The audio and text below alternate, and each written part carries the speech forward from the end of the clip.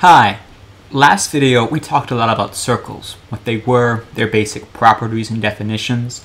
Now we're going to focus in on arc length. Before we talked about arc measure and how we could use the properties of angles to solve when dealing with circles. Now remember, when we're dealing with a circle, we call a piece or a slice of a circle, as I like to call it, an arc, right? And an arc is defined like this. We have our center. We have 2 points where the radii touch the circumference. Remember, the circumference is the perimeter of the circle. And so if this is our arc, we'd say this is arc AB. And we denote that through this little curve along the top. And we can use the properties of angles to find arc measure. But what if I want to say, what's the length? What's the length of AB? Now that's an interesting question, because we can clearly see this isn't a straight line, right? It's not like we can do the Pythagorean theorem or something with triangles or some other shape, because this is a curved edge.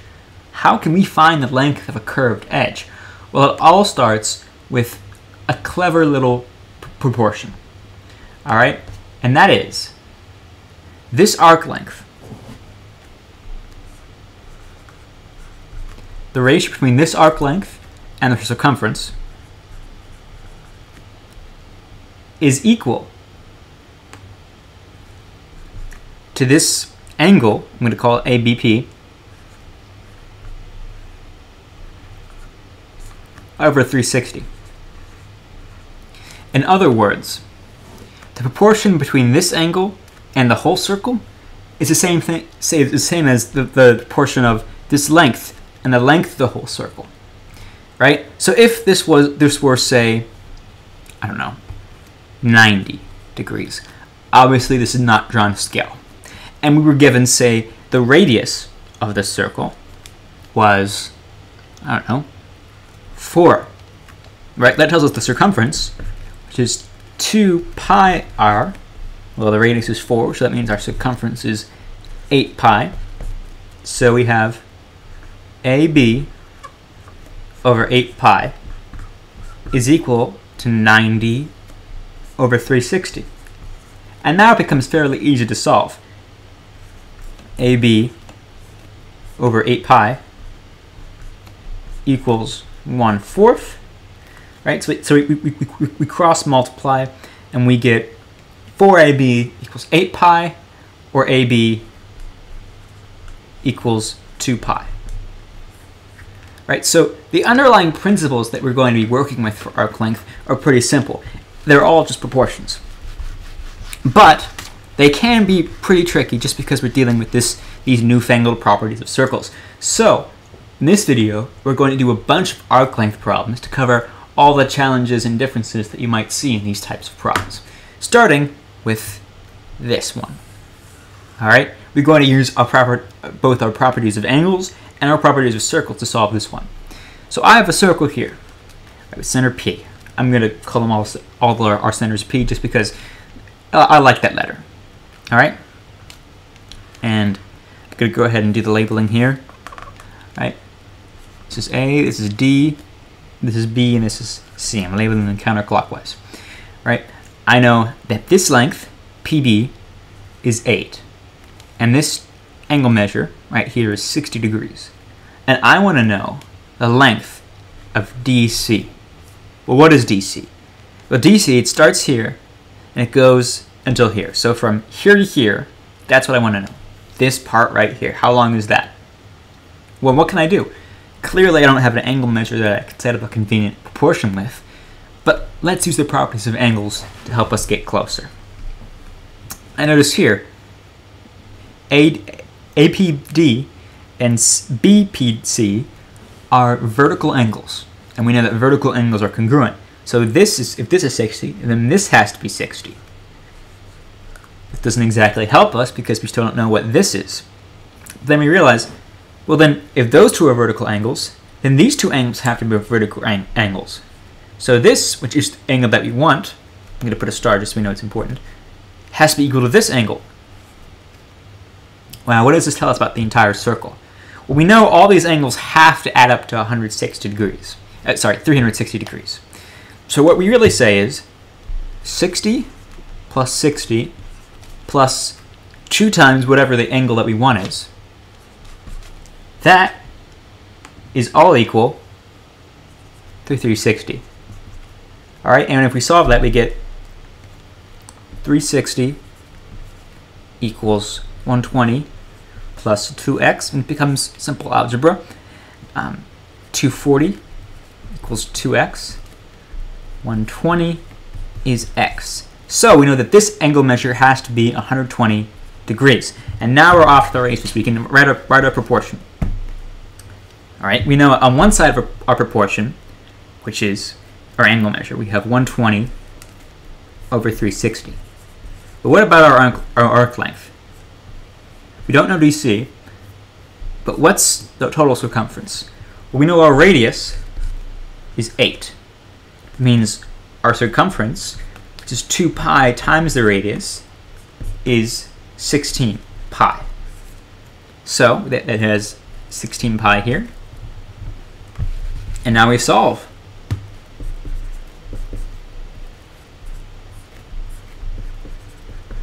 We cross multiply.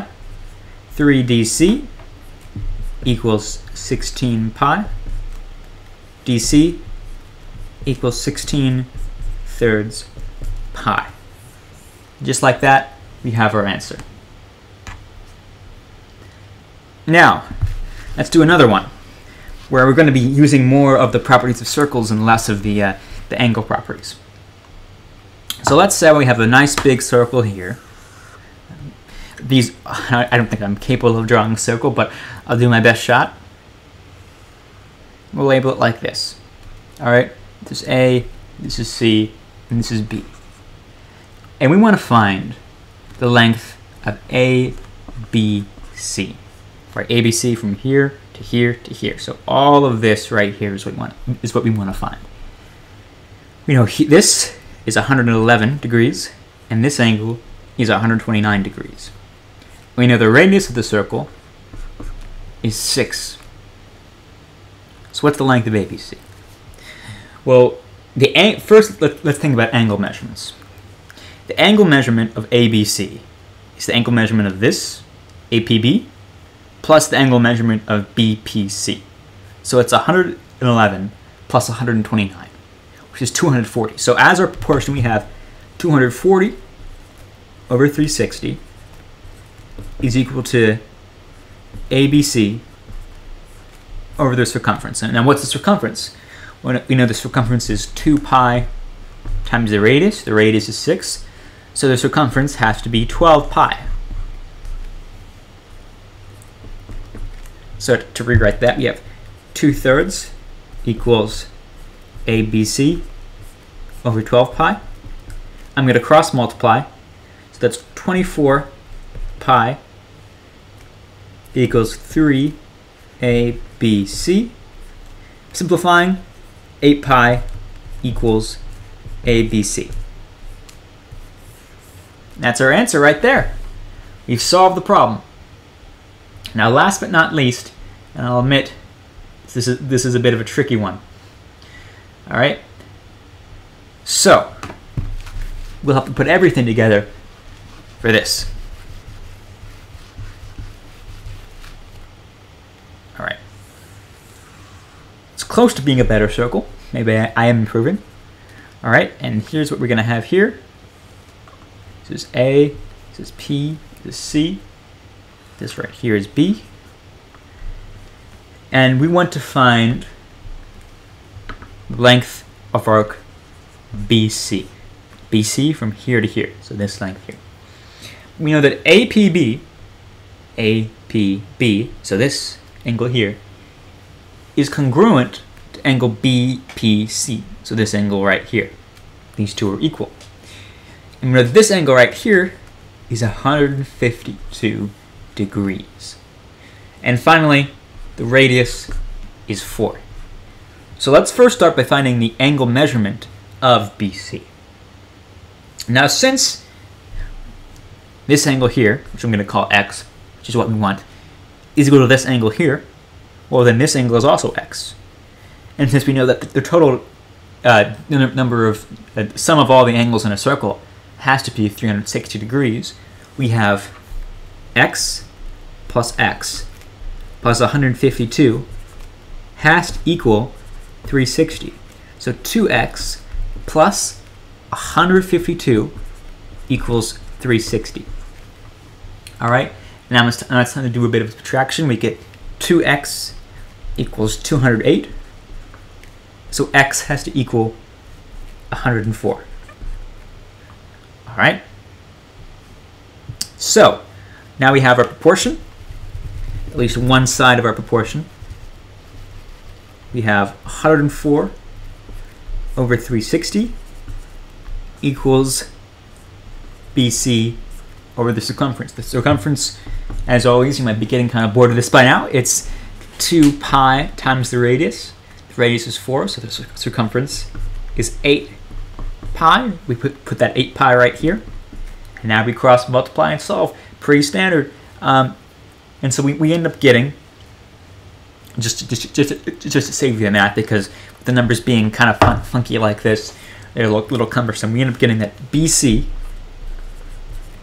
is equal to 104 over 45 pi. So as you can see, in these problems, we are able to find the length of an arc, the length of this seemingly curved, impenetrable, unknowable distance. And we do it through a simple proportion. That whenever you see arc length, just think of this proportion and you'll be fine. And that is your angle over 360 is equal to the length of your arc over the circumference, right? So if I have an arc AB, well then that's equal to the angle of AB over 360, right? Is equal to the length of AB over the circumference. And if you have that proportion right there, you will be able to solve any arc length problem, right? Because you'll be able to find the angle measurement using the properties of angles. You know the formula for circumference, and then you just have to do some algebra, and you're left right there with the arc length. So that's all I have. I hope you found this helpful, and I hope you have a great day. Thanks for watching.